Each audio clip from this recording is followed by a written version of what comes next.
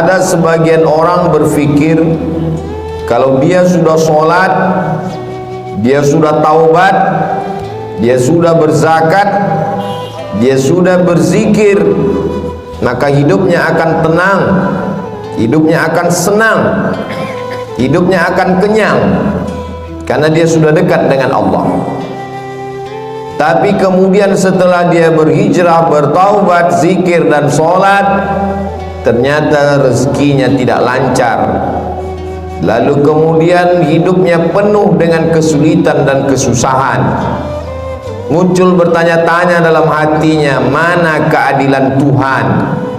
Tidak sedikit manusia modern yang awalnya buat dosa maksiat, lalu kemudian bertaubat, kembali lagi, bahkan menjadi, na'udzubillah, menjadi lebih jahat dari sebelumnya. Ini semua berawal dari salah berpikir. Orang yang salah berpikir, nanti dia akan salah bicara. Setelah itu dia akan salah berbuat, salah bertindak, salah beramal. Maka dalam Islam kita diajarkan untuk benar dalam berpikir. Kalau kita sudah hijrah, sudah taubat, sudah sholat, sudah zikir, sudah zakat, bukan berarti ujian tidak datang menerpa hidup kita. Faqsusil qasasa, sebutkanlah kisah-kisah para nabi itu. Sebutkanlah satu di antara nabi yang tidak ada ujiannya. Cerita tentang penyakit, tidak ada penyakit yang lebih dahsyat daripada penyakit yang dialami oleh Nabi Ayyub alaihi salam. Bercerita tentang ditolak jamaah, tidak ada nabi yang paling mengerikan ditolak oleh umatnya melebihi Nabi Nuh alaihi salam. Nabi Yunus juga demikian, sampai masuk ke dalam laut mereka campakkan dari atas bahtera, tenggelam dalam 3 kegelapan, gelap malam, gelap laut, dan gelap perut ikan. Bercerita tentang kesusahan dan kesulitan, diusir dari kampung halaman, dimusuhi oleh paman kandung, mereka lempar pakai batu, berdarah pelipisnya, retak giginya. Tidak ada yang lebih hebat daripada ujian Sayyidina wa Maulana Muhammad sallallahu alaihi wasallam. Jadi kalau ada orang berpikir kalau kita sudah soleh, sudah baik, hidup ini tidak ada ujiannya, dia sudah salah berpikir. Sholatnya benar, zakatnya benar, puasanya benar, berpikirnya salah. Kesalahan berpikir itu membuat orang akan berhenti sholat. Tetangga saya yang tidak sholat, tidak pernah ke masjid, badannya sehat, rezekinya lancar, semua berawal dari kesalahan berpikir. Hidup ini adalah ujian. Ujian itu tidak hanya penyakit, ujian tidak hanya kemiskinan. Bahkan dalam Quran dikatakan wa balawnahum bil hasanat, kami uji mereka dengan yang enak-enak. Jabatan adalah ujian. Di antara yang diuji dengan jabatan adalah Nabi Daud alaihi salam. Harta adalah ujian. Di antara nabi yang diuji dengan harta adalah Nabi Sulaiman alaihi salam. Kebagusan paras rupa yang ganteng juga adalah ujian. Di antara nabi yang diuji dengan paras rupa yang ganteng itu adalah Nabi Yusuf alaihi salam. Jadi ujian itu ada kalanya datang dalam bentuk kenikmatan, tapi ada juga ujian itu dalam penyakit, kemiskinan, kesusahan, kemelaratan. Maka kalau kita pahami dengan baik, semuanya adalah ujian. Yang lulus siapa? Yang lulus adalah orang kaya yang bisa menggunakan hartanya untuk menolong agama Allah. Yang lurus adalah orang yang punya kuasa, tapi sehari dipakai untuk berpuasa, sehari dipakai untuk makan. Itulah dia Nabi Daud. Ahabbus shaum ilallah shaumi Daud. Puasa yang paling disukai Allah, puasa Nabi Daud.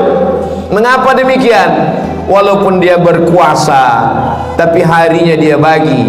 Yasumu yauman, sehari dia berpuasa, wa yuftiru yauman, sehari dia makan, sehari dia pakai untuk mengingat Allah, sehari dia pakai untuk mengatur rakyatnya, dan mengatur rakyat itu juga dapat pahala dari Allah Subhanahu wa ta'ala.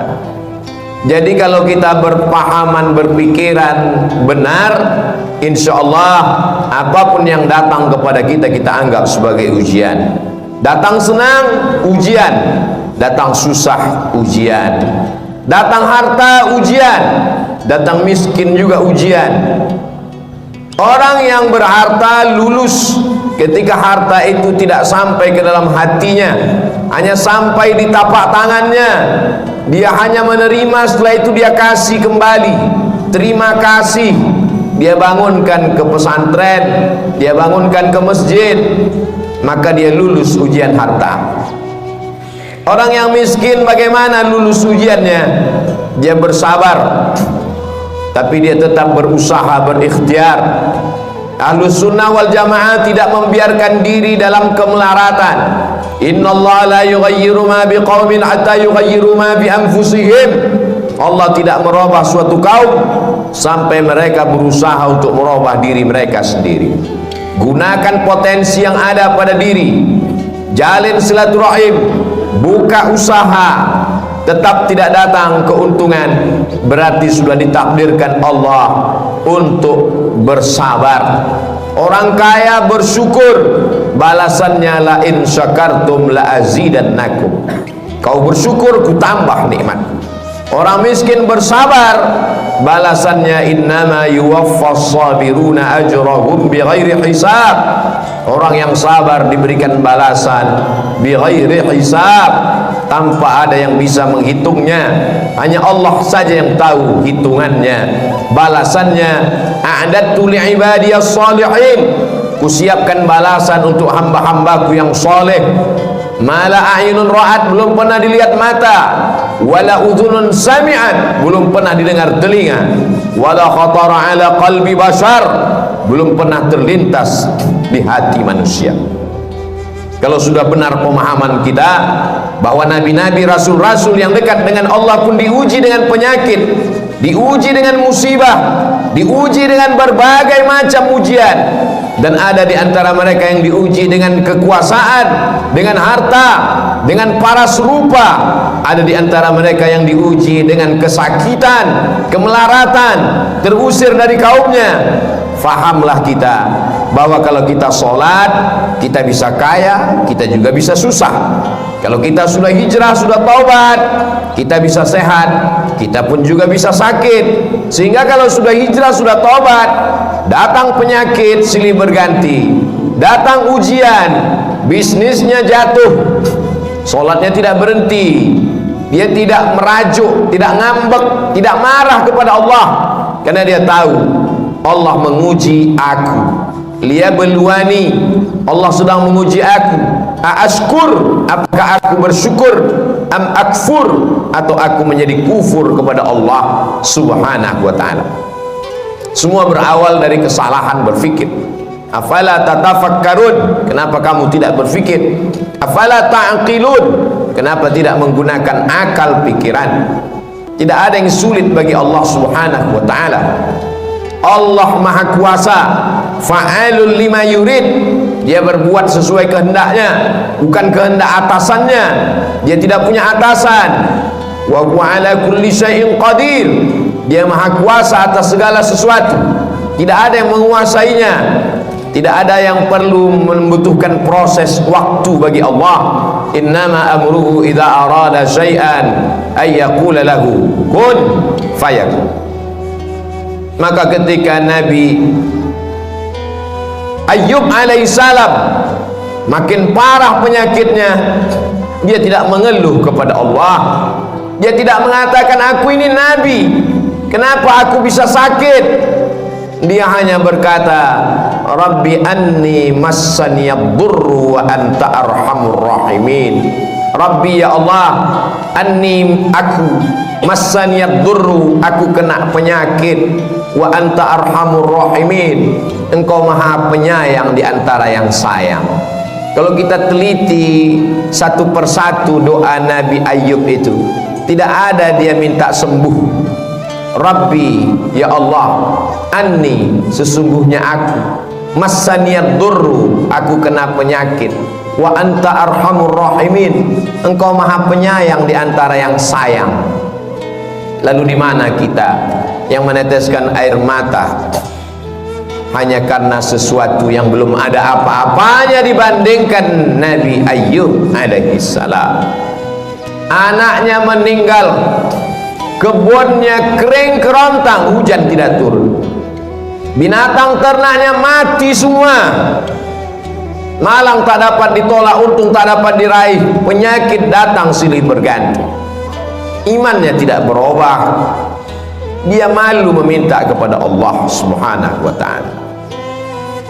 Begitu juga ketika Nabi Yunus alaihissalam masuk ke dalam perut ikan, dia tidak ada mengeluh, dia tidak ada meminta kepada Allah, dia hanya berkata la ilaha illa anta subhanak inni kuntu minadh dhalimin. Sekarang kita teliti satu-satu perkata doanya itu. La ilaha, tiada Tuhan, illa anta, melainkan engkau, subhanak, maha suci engkau, inni, sesungguhnya aku, kuntu minadh dhalimin, aku termasuk orang yang zalim. Tidak ada dia minta keluarkan aku dari perut ikan ini, ya Allah, aku ini nabi, kenapa aku terusir dari kampungku? Mengapa aku ketika diundi di antara para penumpang kapal, kenapa namaku yang keluar sehingga aku yang terbuang? Kenapa aku ditelan ikan? Tidak ada. Dia hanya berkata la ilaha illa anta subhanak inni kuntu minadh dhalimin. Mereka adalah orang-orang yang sudah putus hakikat tauhidnya. Bagi mereka diikuti umat dengan tidak diikuti sama saja. Antara senang dengan lapar sama, karena yang memberikan kenyang juga dia, yang memberikan lapar juga dia. Hari ini begitu banyak orang yang berkata alhamdulillah ketika kenyang, lupa kepada Allah saat lapar. Atau ada juga terjadi sebaliknya, waktu lapar ingat Allah, setelah kenyang lupa kepada Allah. Yang kau minta saat kau susah, dia juga yang kau minta saat kau lapar. Yang kau minta saat kau senang, dia juga yang kau sembah saat kau susah. Allah, qul huwallah, dialah Allah. Tidak ada Tuhan baik, tidak ada Tuhan jahat. Seperti mereka yang mengatakan ada Tuhan yang baik, ada Tuhan yang jahat. Banyak sekali Tuhan-Tuhan yang disembah. Dalam Islam kita hanya meyakini la ilaha illallah, dialah yang maha baik. Kalau ada sesuatu yang tidak menyenangkan kita datang menimpa kita, menurut kita itu tidak baik, tapi menurut Allah itu baik. Hubungan kita dengan Allah dibangun dengan dua cara. Yang pertama husnuzan, kita sudah berusaha all out mengerahkan segenap potensi diri, terjadi tidak sesuai dengan yang diinginkan, kita hanya mampu berhusnuzan kepada Allah. Berarti Allah punya rencana yang lebih baik, yang lebih indah daripada rencana kita. Puncak daripada hubungan pada Allah adalah ridha. Makanya sebelum matahari terbit, di awal hari kita sudah mengatakan raditu billahi rabba, aku ridha kepada engkau ya Allah. Apapun yang kau berikan kepada aku ridha. Kau berikan sehat, aku ridha. Kau berikan sakit, aku pun ridha. Tapi tetap berusaha berobat. Kau berikan aku kaya, aku ridha. Kau berikan susah, aku tetap juga ridha. Namun tetap berusaha, berikhtiar, membuka segala usaha. Orang yang masuk ke dalam surga itu nanti ditanya Allah, ya ahlal jannah, hai penghuni surga, kamu sudah mendapatkan semua balasan, mau apa lagi? Penghuni surga menjawab, ada satu yang belum kami dapat. Apa? Ridhaka, kami belum dapat ridhamu. Yang lain kami sudah dapat. Kata Allah, yang dapat ridhaku cuma satu, orang yang ridha menerima takdir. Maka maqam yang paling tinggi adalah maqam ridha. Nabi Muhammad sampai ke maqam itu. Wala sawfa yu'tika rabbuka fatarda. Allah memberikan apapun yang kau mau. Kenapa? Karena engkau ridha. Man lam yarda bi qada'i, siapa yang tidak ridha menerima takdirku, walam yasbir bi bala'i, tidak sabar menerima ujianku, falyatlub rabban siwaya, carilah Tuhan selain aku. Syirik, kafir, murtad, na'udzubillah wal iyazu billah. Allah menyelamatkan kita sampai anak cucu kita hingga hari kiamat daripada berpaling daripada Allah hanya gara-gara tidak tahan menerima ujian. Tidak ada yang bisa menguatkan hati kita kecuali Allah. Wasta'inu, minta tolonglah kepada Allah, bisabri, dengan banyak-banyak sabar, wassalah, dengan banyak-banyak salat. Kalau ujian hidup ini berat, angkat kedua tangan. Besar ujian ini, lebih besar Allah. Allahu Akbar. Setelah itu katakan dalam hati, Allahu Akbar kabira. Tidak ada apa-apanya ujian ini, engkau lebih besar.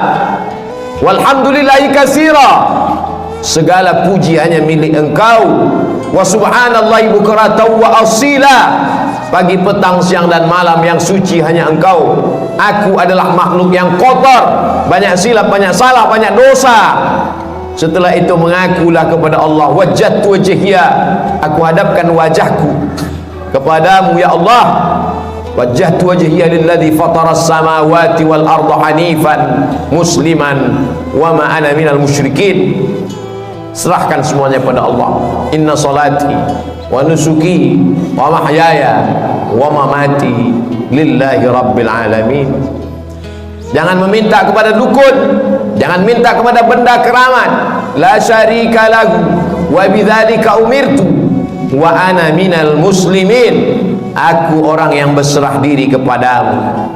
Wala tamutunna illa wa antum muslimun. Jangan mati melainkan dalam keadaan muslim. Siapa muslim? Bersyahadat, solat, zakat, puasa, haji. Ya, tapi muslim yang sesungguhnya orang yang menyerahkan dirinya kepada Allah Subhanahu wa ta'ala.